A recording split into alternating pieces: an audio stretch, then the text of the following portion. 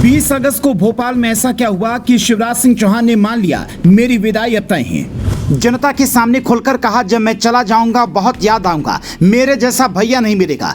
ऐसा भैया मिलेगा नहीं, जब मैं चला जाऊंगा तब याद आऊंगा। कैलाश विजयवर्गीय, ज्योतिरादित्य सिंधिया या नरेंद्र सिंह तोमर, किसे सीएम देखना चाहेंगे आप? 20 अगस्त को केंद्रीय गृह मंत्री अमित शाह भोपाल के दौरे पर पहुंचे। सीएम शिवराज सिंह चौहान का रिपोर्ट कार्ड जारी हुआ। एक पत्रकार ने पूछा, सर अगला सीएम कौन होगा? शाह ने कहा, अभी शिवराज जी मुख्यमंत्री हैं, अगली बार कौन बनेगा ये पार्टी तय करेगी। कहते हैं कि शाह के इसी बयान के बाद मामा ने समझ लिया कि विदाई होने वाली है, लेकिन अभी मोदी से आस बची थी। इसी बीच बीजेपी उम्मीदवारों की 2 लिस्ट भी सामने आई। उसमें न शिवराज का नाम था, न ही शिवराज की सीट का। मामा को लगा कि मोदी को मना लेंगे, लेकिन 25 सितंबर को ये उम्मीद भी खत्म हो गई। पीएम मोदी कार्यकर्ता महाकुंभ में शामिल होने भोपाल पहुंचे। वहां के जैम्बूरी मैदान में करीब 40 मिनट तक कार्यकर्ताओं को संबोधित किया, पर न तो शिवराज का नाम लिया, न ही उनकी किसी योजना का। जबकि बीजेपी के ही मुख्यमंत्री हेमंता बिस्वा शर्मा कुछ दिनों पहले तक कह रहे थे, मामा की लाडली बहन योजना लागू करने का हमारे ऊपर दबाव है। अब कहानी को ध्यान से समझने की कोशिश कीजिए कि 4 बार के मुख्यमंत्री मामा को साइड करने की जरूरत क्यों पड़ी।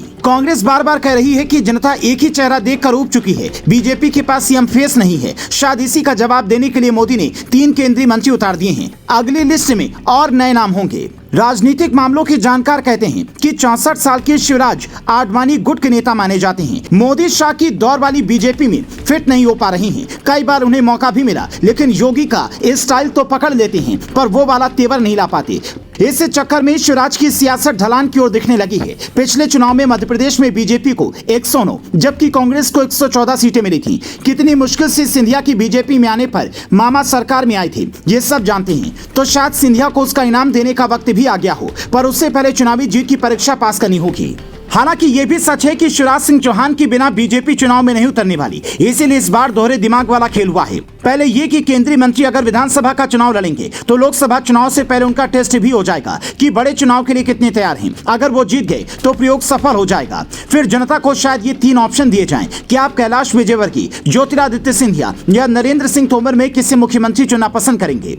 इन तीनों नेताओं के दिल में मुख्यमंत्री बनने की ख्वाहिश लंबे वक्त से दबी हुई है। सिंधिया का नाम अभी टिकट में नहीं आया है, लेकिन ऐसी चर्चा है कि वो अपनी बुआ वाली सीट से चुनाव लड़ सकते हैं। केंद्रीय मंत्रियों को विधायक बनाकर बीजेपी संतुष्ट नहीं करना चाहेगा, इसीलिए सीधा मुख्यमंत्री पद की बात हो सकती है, क्योंकि चेहरा बदलना जरूरी है और मजबूरी भी है। शायद इसी अधेड़ बुन में फंसे शिवराज सिंह चौहान ये सोच रहे हैं कि मेरी विदाई तय है, इसीलिए जनता के बीच जाकर अब सीधा कह दूं कि मेरे जैसा भैया नहीं मिलेगा, ताकि चुनाव में इसका लाभ मिल जाए। कोई भी नेता चुनाव जीता अपनी कला से है। लालू यादव MY समीकरण का इस्तेमाल करते थे, लेकिन उनका बोलने का लहजा उन्हें जीत दिलाता था। मोदी समीकरण में नहीं, काम में यकीन रखते हैं। योगी का बुलडोजर स्टाइल उन्हें जीत दिलाता है, तो मामा का कौन सा स्टाइल उन्हें जीत दिलाएगा?